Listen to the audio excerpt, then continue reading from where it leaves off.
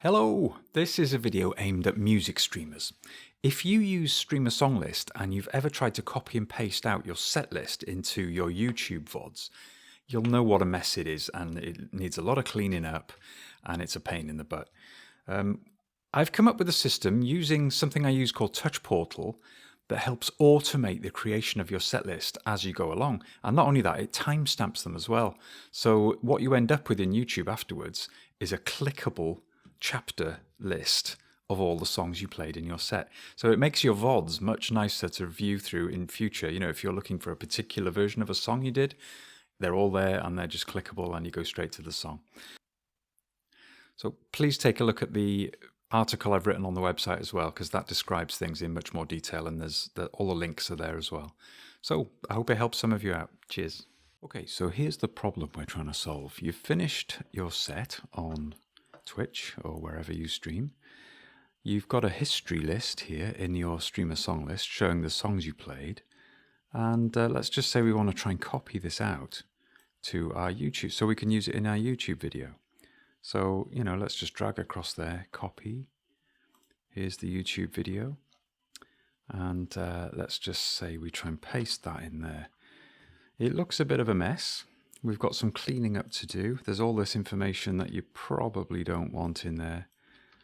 And so it takes some time and it's very tedious.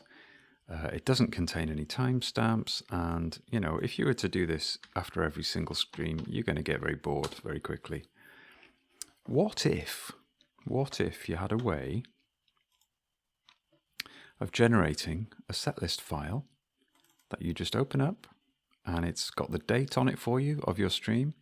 It's got time-stamped listings for each and every song you played so that you can just paste this straight in, just paste, and because it's got the 0 timestamp as well, this will just function in YouTube. Click on one of these time-stamped links. Let's turn the sound up a minute. It just jumps straight to the song. How cool is that? So at any point in future, you'll just have a time-stamped set list straight after your set that you can literally just copy and paste straight into your YouTube VODs. No messing about.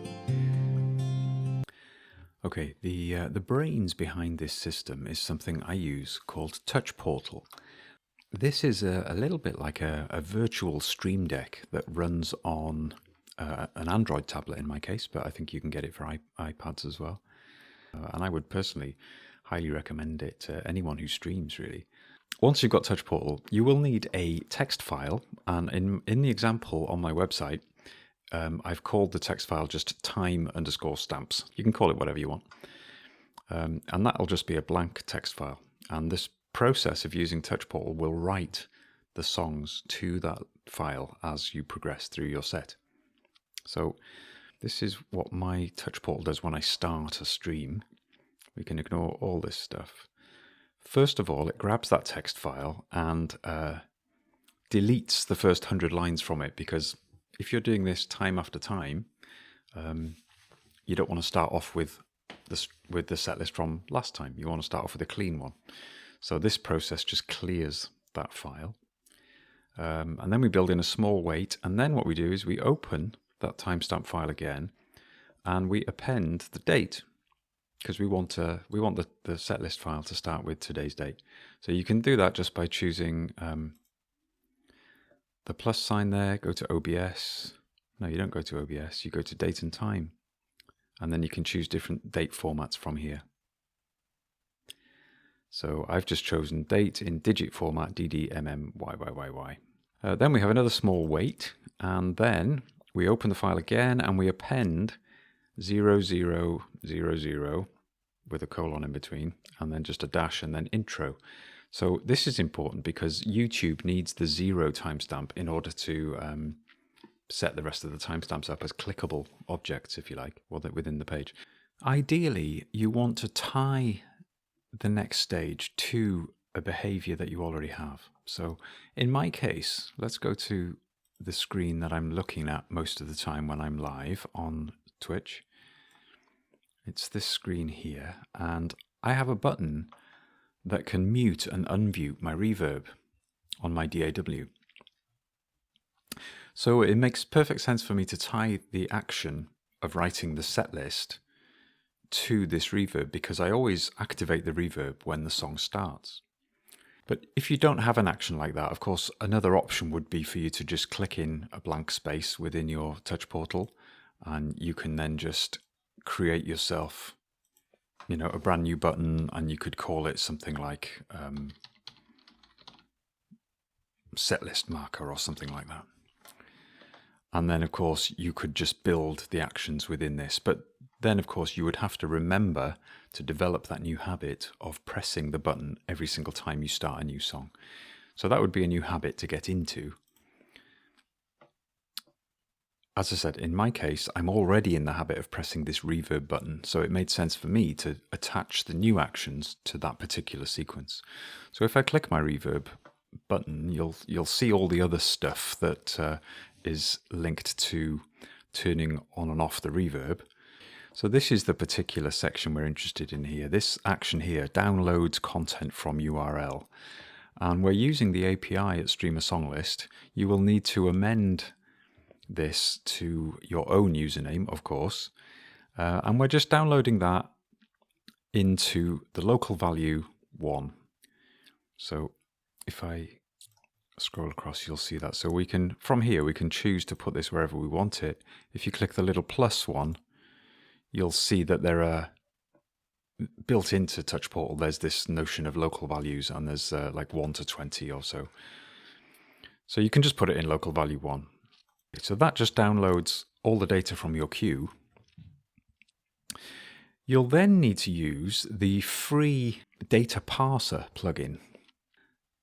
There'll be a link to the DataParser plugin in the description, and it's also in the detailed write-up on my website as well. But essentially what this allows us to do is to parse the code that we've downloaded and to pick out the song title and the song artist, and then save those into other variables. So we're saving the song title into a variable called current song, and we're saving the artist into a variable called current artist. What we then do is open up our timestamps text file once again and append the OBS stream time. So this is where it timestamps it according to how long you've been streaming, which of course makes perfect sense. We timestamped it 0 when we started the stream, and then every time this runs, in my case when I hit my reverb button, it's going to add the OBS timestamp, and then the next part is where we print the current song variable to our text file, and then there's a little dash in there as well, and then the last variable we print is the current artist. So I will include these big long strings here in the text description for the video as well. Oh, and the last action there is to reset that local value 1 just to something blank.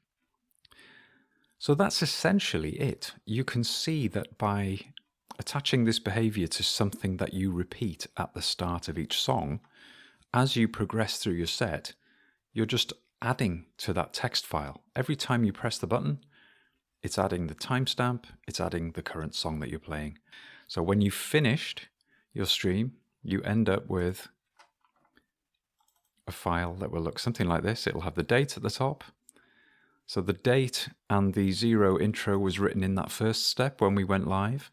And then each of these lines is then added as and when you begin those songs, when you press that button.